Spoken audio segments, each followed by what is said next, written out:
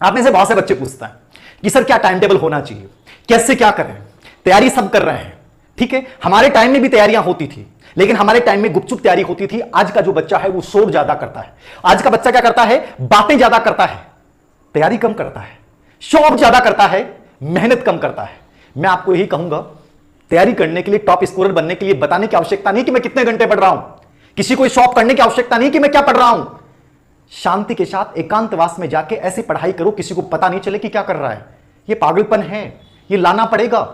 ये नहीं लाओगे, जितना शॉप करोगे। मैं 8 घंटे पढ़ा, 12 घंटे पढ़ा, मैं 8 और 12 घंटे मायने नहीं रखते टॉप स्कोरर के लिए। मुझे आज भी याद है कि मैं 12वीं क्लास में 19 घंटे स्टडी किए। ईमानदारी से कह रहा हूं, मेरे हाथ में मार्कर है, 19 घंटे स्टडी किए मैंने। आज भी दावे के साथ कहता हूं। और जब मैं किसी कंपटीशन में उतरता हूं, 2018 तक की ताकत बता रहा हूं आप लोगों को, मैं आज भी कह रहा हूं कि ताकत अपने अंदर इतना पैदा करो कि घंटे कभी कम नहीं पड़ते हैं, घंटों में कभी थकान नहीं होती। मैं तो कहता हूं 6 घंटे पढ़ के भी सिलेक्शन ले सकते हो, 12 घंटे पढ़ के भी सिलेक्शन ले सकते हो। जब तक आपको आनंद आता है तब तक पढ़िए। किसने क्या कहा है वो मायने नहीं रखता है, मायने रखता है कि मैं चाहता क्या हूं साहब, मैं चाहता क्या हूं। टॉप स्कोरर मुझे बनना है, जितना पढ़ने में मुझे आनंद आ रहा है, जितना अच्छा मुझे फील हो रहा है, मुझे पढ़ना है। ये हमेशा इस चीज को याद रखिए। एक आप में से तीसरा सवाल होता है बच्चों का, नॉर्मली सवाल होता है आप में से कि सर नोट्स बनाएं कि नहीं बनाएं। ये नोट्स यदि किसी के बने बनाए मिल जाएं तो क्या करें। टॉप स्कोरर वाले बच्चे की बात कर रहा हूं। आज मेरा पूरा वीडियो टॉप स्कोरर बच्चों के ऊपर है। वो कभी भी दूसरों का नोट्स पे विश्वास नहीं करेगा। विश्वास करना है जिंदगी में, एक ही बात याद रखना, खुद पे विश्वास करना, दूसरे पे मत करना, क्योंकि दूसरे आपको गिराने की कोशिश करेंगे। आप हजारों ग्रुप्स बने हुए हैं यूट्यूब, फेसबुक के ऊपर, हर व्यक्ति में पीडीएफ डाली जाती है कि साहब मेरी पीडीएफ पढ़ो, मेरी पीडीएफ पढ़ो, मेरी पीडीएफ पढ़ो। जिंदगी में याद रखना, धीर सिंह सर आपके सामने खड़े हैं, असिस्टेंट प्रोफेसर भर्ती परीक्षा का लास्ट मैंने जस्ट एग्जाम दिया है। राजस्थान में शेखावाटी संभाग में मेरी पहली एक प्रकार से रैंक थी, वैसे राजस्थान में 7वीं रैंक थी। मैं गवर्नमेंट जॉब के साथ, मैं कह रहा हूं आप में से कहते हैं लोग क्या कर सकते हैं, कुछ भी कर सकते हैं। मैं गवर्नमेंट जॉब करता था, स्कूल लेक्चरर था, बोर्ड एग्जाम में मैं एसीएस था, अतिरिक्त केंद्र अधीक्षक था। लेकिन एसीएस होने के बावजूद मैं पेपर वगैरह वितरित करवाने के बाद बीच में 1.5 घंटा मिलता था, मैं 1.5 घंटे चुपचाप बाहर निकलता था, चुपचाप मैं किताबें पढ़ता था, राउंड भी लगाता था लेकिन किताब पढ़ता था। यह समर्पण आप में होना चाहिए। आप किसी भी पोस्ट में हो, कोई फर्क नहीं पड़ता है। आप में से बहुत से बच्चे बेरोजगार हैं। मैं वो पेपर लेने के बाद झुंझुनू आता था, क्लास लेता था, कोचिंग में साइकोलॉजी पढ़ाता था। ठीक है, एग्जाम में हिस्ट्री से कर रहा हूं, साइकोलॉजी वैकेंसी नहीं आती। ठीक है, घर पे आके पढ़ रहा हूं, कैसे मैनेज कर रहा हूं मैं। मोटरसाइकिल थी, चलो आजकल तो गाड़ी हो गई, अलग बात है। मोटरसाइकिल पे 50-70 किलोमीटर का अप डाउन करना, जाना, गर्मी, धूप, सर्दी, और फिर वापस भागना, और उसी के 20 मिनट बाद में घर पहुंचते ऐसा नहीं कि थक गया, किताब लेके दोबारा शुरू हो गया। मैं एक अपना प्रकरण बताऊंगा आप लोगों से, जो बच्चे कहते हैं कि साहब टॉप स्कोरर कैसे बने। मैं अपने एक दोस्त के मित्र के पास गया, वो एक अच्छी पोस्ट पे थे। मैंने उनसे कहा कि मैं आपसे सिलेक्शन सहायता लेना चाहता हूं, मुझे बताइए ये तैयारी करने से पहले, स्कूल लेक्चर बनने से पहले ही कहानी। मैंने कहा कि मुझे आपका स्टडी रूम देखना है। आपको बड़ा अजीब होगा जान के, उस महोदय ने कहा नहीं मेरा स्टडी रूम तो, आज तो मेरे वो जो लोग है वो चाबी मेरे पास नहीं है। मैं समझ गया उनकी बात। ये दुनिया है, याद रखना। उन्होंने इसलिए मना कर दिया कि उन्हें ये नहीं पता चल जाए कि मैं क्या किताबें पढ़ रहा हूं, वो किताबें वो भी लेके आ जाएंगी। ये दुनिया का वास्तविक चरित्र है, याद रखना। कोई नहीं चाहता कि आप जिंदगी में आगे बढ़ें आपके सिवा। और मैं इसलिए कह रहा हूं, आप दूसरे पे विश्वास कैसे कर सकते हैं, उसने कैसे नोट्स बनाए, दूसरे की बातों पे विश्वास कैसे कर सकते हैं। विश्वास कीजिए, जब तक अपने आप को तपाओगे नहीं तब तक टॉप स्कोरर नहीं बनोगे, कभी नहीं बनोगे टॉप स्कोरर। जब तक ये ग्रुप्स के पीडीएफ पढ़ते रहोगे कभी टॉप स्कोरर नहीं बनोगे। मैंने आज तक किसी ग्रुप्स के और दूसरे की किसी के नोट्स नहीं पढ़े, ईमानदारी से बोल रहा हूं, और ना मैं जिंदगी में पढ़ूंगा। अरे यार, मेरे से बेटर कौन हो सकता है। मैं दूसरे के नोट्स को बेटर कैसे मान सकता हूं, मेरे से बेटर कोई नहीं हो सकता। याद रखना हमेशा जिंदगी में इस चीज को कि मैं बेटर हूं और मैं अपने नोट्स बनाऊंगा। बाकी मैंने कभी नोट्स बनाए नहीं है, मैंने सिर्फ किताबों से स्टडी की। और मैं आज भी आपको कहता हूं कि शुरुआत कीजिए बुक्स के साथ कीजिए, बुक्स से बेटर कुछ नहीं हो सकता। और वो बुक्स अच्छी हूं, और बुक्स कोई 1000 बुक्स लाने की आवश्यकता नहीं है। कुछ बुक्स सिलेक्ट कीजिए और उन बुक्स को बार बार रिपीट कीजिए। जिंदगी में सिलेक्शन लेना है, ये टॉप स्कोरर की रणनीति है। आपको हजारों लोग मिलेंगे, हजारों मार्गदर्शन मिलेंगे, हजारों गाइड करने वाले मिलेंगे। सिलेक्शन वाले सिलेक्शन लेने के बाद भी व्यक्ति झूठ बोल देगा कि मैंने साहब 20 किताबें पढ़ी, मैंने 10 किताबें पढ़ी। मैं कहूंगा टॉप स्कोरर बनना है। मैं आज इस सच्चाई को जानता हूं, मैंने देखा है लोगों को, ये अपने अनुभव से सीखा है लोगों को। सब लोग झूठ बोलते हैं। सिलेक्शन और टॉप स्कोरर बनने के लिए हजारों किताब पढ़ने की आवश्यकता नहीं है। एक अच्छी किताब उठाइए और उस किताब को 10 बार पढ़िए।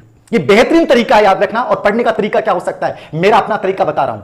किताब जैसे उठाई, उस किताब के ऊपर मैं लिखता जा रहा हूं। जिस किताब में मुझे लग रहा है कि चीज इंपॉर्टेंट है, वहां लाल कर दिया, उसको इंपॉर्टेंट लिख लिया। कोई अनावश्यक तथ्य मुझे लगा कि इंपॉर्टेंट इस किताब में नहीं, उस किताब में वहीं लिख लिया। उसी एक किताब को नोट्स के रूप में बना लिया। नोट्स वैसे नहीं लिखा, उसी किताब को लाल पीला कर लिया, समय कम बचा। 3 महीने, कोई भी बच्चा कहता है कि साथ 3 महीने में टॉप कर सकता है। मैं कहता हूं कि तैयारी के लिए 60 डेज, 60 दिन जो अंतिम बचते हैं वो सबसे बेहतरीन होते हैं। याद रखना, 3 महीने तो बहुत होते हैं। 3 महीने में दुनिया के किसी भी कंपटीशन को टॉप लेवल पे क्रैक किया जा सकता है। मैंने किया है और मैं दावा करता हूं आप कर सकते हो। लेकिन यदि आप ये सोचते हैं कि कोई के मैं नोट्स बनाए हुए, मैं दूसरों के पता नहीं उससे पूछ लूं, उससे पूछ लूं, जितनी मुंह है उतनी बातें हैं। धीरे सर अलग बात बोलेंगे, दूसरे सर अलग बात बोलेंगे, सब अलग बात बोलेंगे। इसलिए मैंने हमेशा यही कहा है कि मैंने क्या सीखा है, मैंने इस जमाने से क्या सीखा है। जो मैंने 17,000 के आसपास स्टूडेंट जो मेरे से सक्सेसफुल बने, उनसे मैंने क्या सीखा है। मैंने उनको क्या सीखा है महत्वपूर्ण नहीं है, मैंने उनसे क्या सीखा है। ये महत्वपूर्ण है। वो वही बातें बोल रहा हूं। अच्छी किताबें लीजिए, जैसे ही वो टॉपिक पढ़ा, मान लीजिए मुझे टॉप करना है, मैंने किताब पढ़ा, मैं साइकोलॉजी पढ़ रहा हूं या हिस्ट्री पढ़ रहा हूं, कोई भी टॉपिक पढ़ रहा हूं, तो मैंने उस टॉपिक को लिया, मान लीजिए अधिगम टॉपिक को लिया, मान लीजिए इतिहास में मैंने सिंधु घाटी सभ्यता को लिया, मैं कॉलेज लेक्चर की तैयारी कर रहा हूं, मैं रीट की कर रहा हूं, पटवार की कर रहा हूं, आरएस की कर रहा हूं। जैसे मैंने सिंधु घाटी सभ्यता को लिया, मैंने पढ़ा सिंधु घाटी सभ्यता को, टॉपिक को 3 घंटे में पूरा कर लिया। 3 घंटे पढ़ने के बाद मैं पहले सबसे पहले यह देखूंगा कि सिंधु घाटी सभ्यता पे पिछले 5 साल में कैसे प्रश्न पूछे गए हैं। मुझे किसी टेस्ट सीरीज की कोई जरूरी नहीं है। यदि कोई टेस्ट सीरीज को टीचर यदि पूर्व एग्जाम के क्वेश्चन पेपर बनाता है तो स्वागत है, वरना आप एक काम कीजिए कि आप उन पूर्व एग्जाम के क्वेश्चन पेपर को देख लीजिए। मैं कहता हूं आप सबसे आगे हो, आपको कोई ट्रैक नहीं कर सकता, आपको कोई ट्रैक नहीं कर सकता, आप बहुत आगे निकल जाओगे उसेन बोल्ट की तरह। ये सबसे बेहतरीन तरीका था, ये मेरा तरीका बताया मैंने। उस टॉपिक को पढ़ा, उस टॉपिक को पढ़ने के बाद जस्ट उसके क्वेश्चन पेपर देखे, और क्वेश्चन पेपर देखने के बाद हाँ यार इस टॉपिक में ये चीज इंपॉर्टेंट है, ये नहीं है। पूरा टॉपिक जिंदगी में कभी याद नहीं होगा, लेकिन आपको यह पता चल जाएगा कि इस टॉपिक में से मुझे लेना क्या है और मुझे छोड़ना क्या है। समझ रहे हैं? थ्रेसर को आपने जानते होंगे, थ्रेसर का प्रयोग करते हैं अपन लोग फसल काटने में, फसल निकालने में। वो थ्रेसर वही काम करता है कि उपयोगी चीजों को ले लेता है और अनुपयोगी चीजों को हटा देता है, छान देता है। समझ रहे हैं? कम समय में बेहतरीन रिजल्ट थ्रेसर दे रहा है। पहले हम लोग फसल को काटते थे, फिर छानते थे, बहुत समय लगता था, और आज हम ना थ्रेसर एक मशीन आ गई, और उस थ्रेसर मशीन से अपन लोग बहुत कम समय में फसल को निकाल लेते हैं। सिलेक्शन भी एक प्रकार से थ्रेसर मशीन है। याद रखना, आपको खुद को तय करना पड़ेगा। दूसरा व्यक्ति झूठ बोल सकता है, आपका दोस्त भी झूठ बोल सकता है आपको कि यार ऐसे पढ़ ले। बिलीव कीजिए अपने ऊपर, पूर्व एग्जाम के क्वेश्चन पेपर पे। और याद रखना, मैं जिस टॉपिक को पढ़ता था उसको 3 या 4 दिन बाद में उसको रिपीट जरूर करता था।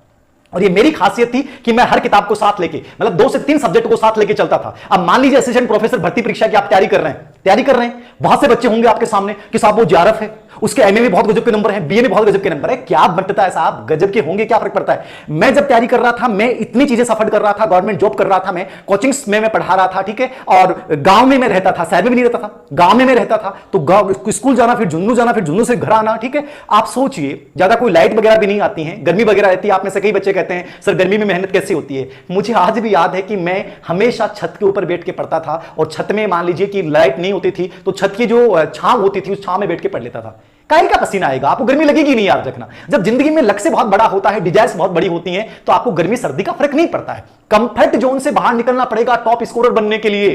टॉप स्कोरर बनने की कहानी यही है, अपने आप को स्पेशल बनाना है, आपको कंफर्ट जोन से बाहर निकलना पड़ेगा। कभी मैंने अपनी जिंदगी में पढ़ते समय कूलर नहीं चलाया, मैं आज भी ईमानदारी से कहता हूं, नहीं चलाया।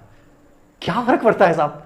फर्क इस बात से पड़ता है कि मैं हासिल क्या करना चाहता हूं, किस जुनून के साथ हासिल करना चाहता हूं, और ये दर्द आपके अंदर होना चाहिए। मैं आपको कल की दिनचर्या का एक घटना का उदाहरण दूंगा। आप में से कई बच्चे कहते हैं सर टॉप स्कोरर। कल का एक उदाहरण देता हूं मैं आपको। कल मेरे अंदर मैंने टारगेट तय किया कि मैं आज ये टॉपिक्स पढ़ूंगा, और ये टॉपिक्स के मुझे असाइनमेंट बनाना है, ये करना है मुझे, और मेरा लाइव का भी था। लेकिन पता नहीं क्या हुआ, कल मैं कुछ नहीं कर पाया। मैं ईमानदारी से बता रहा हूं, मुझे बार बार ये फील आ रहा था, मुझे बार बार अपने ऊपर मतलब घिन सी आ रही थी कि तुमने एक दिन बर्बाद किया है। मैं आपको बता नहीं सकता, कल की मेरी फीलिंग इतनी नेगेटिव थी मेरे लिए, खुद के लिए, कि तुम्हारी पूरे दिन की अचीवमेंट क्या है कि तुमने 4 घंटे सिर्फ क्लास ज्वाइन की है, वीडियो लेक्चर्स देखे, बाकी तुमने क्या किया है। मुझे खुद पे घिन आ रही थी, मतलब मुझे अपने आप से नफरत हो रही थी कि तू क्या कर रहा है यार, पूरा दिन तुमने निकाल दिया। ये दर्द जब तक आपके सीने में नहीं होगा, याद रखना, सिलेक्शन नहीं ले सकते। मैं लगा हुआ इंसान हूं, आज से मेरे पास सब कुछ होगा, मुझे क्या जरूरत है, लेकिन मैं फिर भी दर्द महसूस कर रहा था। और यदि आप बेरोजगार हो, यदि आपको दर्द नहीं होता, आप में से कई बच्चे कहते हैं सर कोरोना काल में पढ़ाई नहीं हुई, ये नहीं हुआ, 5 दिन खराब हो गए, 6 दिन खराब हो गए। कल का मेरा पूरा दिन खराब गया, और मुझे रात तक इस चीज के बहुत बेचैनी रही कि मेरा पूरा दिन खराब हो गया। दर्द होगा तो जिंदगी में आगे जाओगे, और दर्द नहीं होगा तो टॉप रैंकर नहीं बन सकते। याद रखना, दर्द होना जरूरी है कि 1 मिनट का उपयोग करना जरूरी है। ये चौथा तरीका है। और 5वां तरीका बहुत सिंपल सा है, याद रखना। किताबें आप पढ़ रहे हो, पूर्व एग्जाम के क्वेश्चन पेपर्स को आप देख रहे हो, निरंतरता के साथ उनको बार बार एक्सरसाइज कर रहे हो। अब आपको मान लीजिए एग्जाम का टाइम बच रहा है, और कोई व्यक्ति कहता है अब ये किताब पढ़ ले, मत पढ़िए, ठीक है। आप ये देख लीजिए कि मैं किताब पढ़ रहा हूं, ये बहुत इनफ है, तो आप फिर उसकी सलाह को मत मानिए, आप डाइवर्ट हो जाएंगे। किताब इकट्ठी मत कीजिए ज्यादा, किताब सिलेक्टेड ही रखिए, हमेशा इस चीज को याद रखिएगा। मैं स्टडी टेबल पे मेरी एक तरीका बता रहा हूं आप लोगों को कि मान लीजिए 2 महीने बचे, तो मैंने 2 महीने के अकॉर्डिंग निकाला कि मुझे ये किताब पढ़नी है। लेकिन मेरे माइंड में पूरा योजना प्लानिंग होती थी कि एग्जाम से 25 दिन पहले या 30 दिन पहले मुझे इन किताबों को बाद में नहीं पढ़ना है, पहले पढ़ लिया। अब आप में से कई बच्चों को होता है कि सर याद कैसे होता है, हर चीज याद आ जाती है। याद रखना, जब पॉजिटिविटी आप में होती है, ये किसी को फील नहीं होगा कि मुझे याद हो गया है, लेकिन पॉजिटिविटी है कि यार मुझे 20 दिन पहले मुझे इस किताब को बंद करना है, उठानी नहीं है। देखना, आप एग्जाम हॉल में जाओगे, आपकी एक एक चीज याद आ जाएगी। याद रखना, ये मेरा खुद का पर्सनल अनुभव है। मुझे क्या करना है, लास्ट 20 दिन में क्या पढ़ना है, लास्ट 45 दिन में क्या पढ़ना है, यह आपके दिमाग में टारगेट होने चाहिए। इन किताबों को मुझे इस समय तक कवर करना है, इन किताबों को मुझे इस कवर तक करना है। ये प्रॉपर प्लानिंग आपके दिमाग में होगी, आप टॉप रैंकर बन जाओगे। आपके ऊपर कोई फर्क नहीं पड़ेगा कि आपका दोस्त क्या कर रहा है, वो टीचर क्या कर रहा है, मार्केट में 15 दिन पहले किताब आ गई, कोई फर्क नहीं पड़ता है। मैं असिस्टेंट प्रोफेसर भर्ती परीक्षा की आपकी बात बता रहा हूं कि एक ग्रुप्स बना हुआ था, उसमें कहा गया कि इसकी बहुत गजब की तैयारी है, इसकी बहुत गजब की तैयारी है। एक बच्चा बहुत इंटेलिजेंट था, उसके पापा कहते थे कि ये देखना सबसे ज्यादा फर्स्ट पेपर में लाएगा। एग्जाम का हमेशा पहला चरण सबसे इंपॉर्टेंट, पहला चरण सबसे इंपॉर्टेंट होता है। जैसे असिस्टेंट प्रोफेसर भर्ती परीक्षा में पहला थर्ड पेपर जो होगा पहले होगा, वो सिलेक्शन की भूमिका निभाएगा, वो सिलेक्शन भूमिका निभाएगा। रीट में जैसे पेपर खोला और पहला पेपर, पहला पार्ट जो आप करोगे वो सबसे बड़ी भूमिका निभाएगा। ठीक है, आप पटवारी में, राजस्थान पुलिस में, हर में जब पेपर खोलते समय का जो स्थिति है वो वास्तविक वही सिलेक्शन दिला के जाती है। अब असिस्टेंट प्रोफेसर भर्ती परीक्षा में मुझे पता था कि मेरे पास टाइम कम मिलता है, लेकिन मुझे ये कॉन्फिडेंस था कि मुझे राजस्थान जीके में कैसे और क्या पढ़ना है। उन्होंने 1000 किताबें पढ़ी होगी, लेकिन मुझे याद है कि जब थर्ड पेपर हुआ कॉलेज लेक्चर का, मैं उस ग्रुप में सबसे टॉप लेवल पे था, मैं उस ग्रुप में सबसे टॉप लेवल पे था। बाद में कुछ क्वेश्चन डिलीट हो गए तो वो तो खैर काफी नीचे थी, लेकिन मैं फिर भी उनसे ऊपर था। और मेरा सिलेक्शन का बेस का मेरा कॉन्फिडेंस इतना इंक्रीज हो गया कि मैं जब उन लोगों को जो बहुत यूथ मानते थे कि हमारी तो उम्र 22 साल हुई है, हम तो देखना कितनी गजब की हमारी राइटिंग है, ये है वो है, हम जेआरएफ हैं, अभी जस्ट किया है, सब्जेक्ट जुड़े हुए हैं, आरएस का हमने इंटरव्यू अभी दिया है।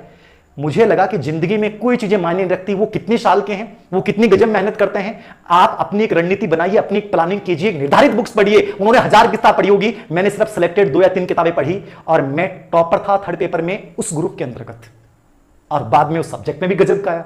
ठीक है, सब्जेक्ट में भी गजब का आया। तो कहने का मतलब यह है कि पूरा गेम जो है वो आपकी प्लानिंग पे डिपेंड करता है, आपकी बुक्स कौन सी उन पे डिपेंड करता है, और बाद में उन्हीं बुक्स के साथ लगातार उस निरंतरता को बनाए रखना, उस एक्सरसाइज को बनाए रखना। और स्मार्ट स्टडी तो आपको करनी पड़ेगी, टॉप स्कोरर बनना है। तो स्मार्ट स्टडी का मैंने आपको तरीका बताया। मैं धीर सिंह सर कहते हैं महत्वपूर्ण नहीं है, धीर सिंह सर क्या कहते हैं महत्वपूर्ण नहीं है, याद रखना। स्मार्ट स्टडी क्या कहती है, स्मार्ट स्टडी का कोई फार्मूला नहीं है। स्मार्ट स्टडी आपको अपने अनुभव से आएगी। जब आप पेपर देखा, आपने टॉपिक देखा, तो पूरे एग्जाम के क्वेश्चन पेपर उठाया आपने और देखा कि यार इस टॉपिक में ये चीज इंपॉर्टेंट है, ये चीज आपको खुद को एनालिसिस करनी है, ये खुद को एनालिसिस करनी है। आप में से बहुत से बच्चे YouTube के ऊपर बहुत सारे वीडियो देखते होंगे, वो एनालिसिस करवा रहे हैं, वो अधिकतर एनालिसिस करवाते हैं, उन्होंने खुद ने कभी कॉम्पिटिशन एग्जाम नहीं दिया, वो क्या एनालिसिस करेंगे। अरे आप खुद अपना एनालिसिस कीजिए ना, आप खुद अपने पूरे एग्जाम पेपर देखिए ना। वो आपके सामने 20 नए पर्सन लेके आ गए और आप कंफ्यूज हो जाओगे, यार राजस्थान कला संस्कृति में ये पर्सन तो पढ़ा ही नहीं यार, कहां से लेके आए। आपके दिमाग में टेंशन शुरू हो गई, आप उस पर्सन के चक्कर में कुछ नई किताबें लाने की कोशिश करोगे, आप अपने वास्तविक मकसद से भटक चुके हैं। अरे उस इंसान ने जिसने पढ़ा है, उसने कौन सी कॉम्पिटिशन एग्जाम क्रैक किया पता है आपको? नहीं पता है। वो एक नया पर्सन लेके आया, पता नहीं कहां से लेके आया, जो कभी एग्जाम में नहीं आया, और आपको लगा यार मेरी तैयारी बकवास है। इसलिए मैं हमेशा कहता हूं कि जिंदगी में हमेशा याद रखना, एक वे में चलिए। जिस किताबों को सिलेक्ट कर लिया उन किताबों पर विश्वास रखिए, उन किताबों के पूर्व एग्जाम से क्वेश्चन पेपर का अभ्यास कीजिए, निरंतरता रखिए। जितने लोगों से मार्गदर्शन लोगे उतने कंफ्यूज होते जाओगे। मुझे किसी ने मार्गदर्शन नहीं दिया, 2-3 के पास गया था और दोनों तीनों बार मुझे नकारात्मक अनुभव मिला। तब मैंने सीखा कि जिंदगी में खुद अपने आप से सीखो, खुद अपनी गलतियों से सीखो। और इसलिए मैंने कहा कि मुझे 5 साल लगे पहले एग्जाम को, लेकिन फिर हर अगली एग्जाम में मैंने टॉप रैंक के साथ स्थान अर्जित किया, क्योंकि मेरे अंदर इतना कॉन्फिडेंस आ गया था कि दुनिया की तरफ देखने की आवश्यकता नहीं है। तुम्हारे अंदर वो ताकत है, तुम्हारे अंदर वो ताकत है कि तुम इस लॉइन को हरा सकते हो। याद रखना, तुम्हारे अंदर वो ताकत है कि तुम इस लॉइन को हरा सकते हो। यह एहसास मुझे 2010 में हो चुका था, और 2010 के बाद मैं किसी कंपटीशन में सफल नहीं हुआ। याद रखना, नहीं हुआ, क्योंकि मुझे पता चल गया था कि किसी कंपटीशन को हराने के लिए सबसे बड़ी ताकत आपके अंदर, खुद के अंदर है। और इस चीज को याद रखना, मैं आपको यही कर रहा हूं। आज टॉप स्कोरर बनना है, टॉप रैंकर बनना है, आईएएस बनना है, आरएस बनना है। याद रखना, उस जमाने की तरफ मत देखिए जो जमाना खुद भ्रमित है। जिस जमाने ने खुद ने अपनी उम्मीदों को नहीं पूरा किया, उस जमाने पे विश्वास मत रखिए, वो विश्वास अपने ऊपर रखिए। अच्छी किताबें, पूर्व एग्जाम के क्वेश्चन पेपर, स्मार्ट स्टडी का तरीका मैंने बता दिया, उनसे तय कीजिए मुझे क्या पढ़ना है और क्या छोड़ना है। एक बार जरूर सब चीजों को रिपीट करना है, और लास्ट टाइम में याद रखना मुझे उन्हीं चीजों को पढ़ना है जो मुझे लग रहा है इंपॉर्टेंट है। और कम से कम उस किताब का 3 बार रिवीजन जरूर हो जिस किताब को आपने बेस माना है। जिस किताब को आपने बेस माना उसका 3 बार रिवीजन हो। यह टॉप स्कोरर बनने की सबसे शानदार रणनीति है। दुनिया की हर एग्जाम को क्रैक कर जाओगे, हर एग्जाम को क्रैक कर जाओगे। और ये कभी मायने नहीं रखता, याद रखना, कि आप किस पृष्ठभूमि से आए हो। याद रखना, आपके धीर सर बहुत कमजोर पृष्ठभूमि से आए हैं, लेकिन धीर सर का एक ही इरादा था कि जिन लोगों ने दिखाया है, जमाने ने दिखाया है कि इस जमाने में कोई किसी का नहीं होता, इसी से मैंने सीखा है कि उस जमाने को अपना हुनर दिखाना पड़ेगा। और हुनर दिखाना है तो यह ताकत पैदा करनी पड़ेगी कि सामने वाला कितना ताकतवर है, उसकी ताकत से नहीं डरना है। अपने अंदर इतनी ताकत पैदा कर लेनी है कि वो सामने वाला अपनी ताकत का होश खो बैठे, उसे लगे कि यार जंगल का राजा तो मैं था, इसमें इतनी ताकत कहां से आई। ये उसको एहसास करवा दो। ये केवल आप खुद कर सकते हो, दूसरा कोई नहीं।